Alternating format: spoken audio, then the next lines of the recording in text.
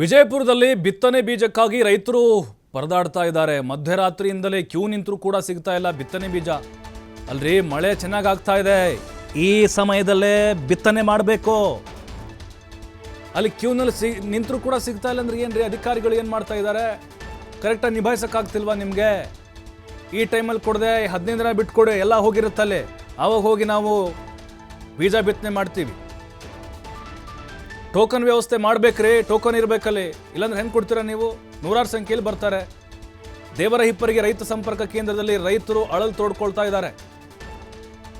Token ವ್ಯವಸ್ಥೆ ಮಾಡಬೇಕು, ಅದು ಪದ್ಧತಿ ಇರೋದು ಅಲ್ಲಿ. ನೋಡಿ ಹಿಂಗೆ ಮುಗಿಬಿದ್ರೆ ಯಾರಿಗಂತ ಕೊಡಬೇಕಲ್ಲಿ?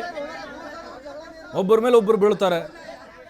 ಅಲ್ಲಿ ಟೋಕನ್ ವ್ಯವಸ್ಥೆ ಮಾಡಿದ್ರೆ ಅವ್ರು ಯಾವಾಗಾದರೂ ಬಂದಿಸ್ಕೊಳ್ಳಿ, ಅಥವಾ ಕ್ಯೂನಲ್ಲಿ ನಿಂತ್ಕೊಳ್ಳಿ, ಕ್ಯೂದಲ್ಲಿ ನಿಂತ್ಕೊಳ್ಳದೇ ಇರಲಿ. ಟೋಕನ್ ವ್ಯವಸ್ಥೆ ಮಾಡಿ ನೀವು ಅಲ್ಲಿ.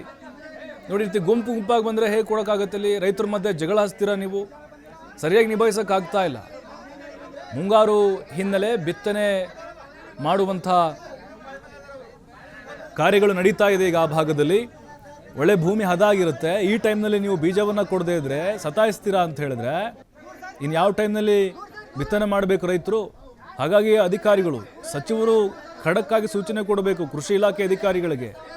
ಅಲ್ಲಿ ಯಾವ ರೀತಿ ರೈತರನ್ನ ಇವರು ಸತಾಯಿಸ್ತಾ ಇದ್ದಾರೆ, ವೇಟ್ ಮಾಡಿಸ್ತಾ ಇದ್ದಾರೆ. ಮಧ್ಯರಾತ್ರಿ 1-2 ಗಂಟೆಗೆ ಬರ್ತಾ ಇದ್ದಾರೆ, 4 ಗಂಟೆಗೆ ಬಂದು ಕ್ಯೂ ಹಚ್ತಾ ಇದ್ದಾರೆ.